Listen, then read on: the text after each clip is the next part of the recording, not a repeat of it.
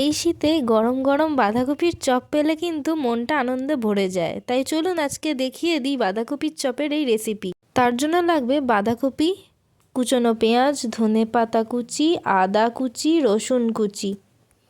আর লাগবে চালের গুঁড়ো, বেসন, সামান্য চিনি, হলুদ গুঁড়ো এবং ধনে জিরের গুঁড়ো। একটা পাত্রে কুচনো বাঁধাকপিগুলো নিয়ে এবং তার মধ্যে পেঁয়াজ কুচি, রসুন কুচি, আদা কুচি, ধনেপাতা কুচি দিয়ে তার মধ্যে বেসন, চালের গুঁড়ো, হলুদ গুঁড়ো, ধনে জিরের গুঁড়ো এবং সামান্য চিনি দিয়ে ভালো করে এটাকে মিশিয়ে নিতে হবে। আর দিতে হবে লঙ্কা কুচি। এবার এর মধ্যে দিয়ে দিতে হবে স্বাদ মতো নুন। এবার এর মধ্যে দিতে হবে সামান্য জল এবং এটাকে এরকমভাবে মাখিয়ে নিতে হবে।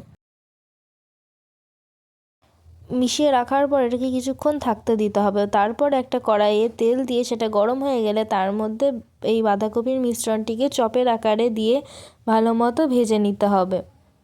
ইভিনিংয়ে স্ন্যাক্স হিসেবে বা দুপুরে ভাতের পাতে ডালের সাথে কিন্তু জমে যাবে এই বাঁধাকপির চপ। ভিডিওটি ভালো লাগলে লাইক করবেন এবং সাবস্ক্রাইব করবেন চ্যানেলটি। বাই।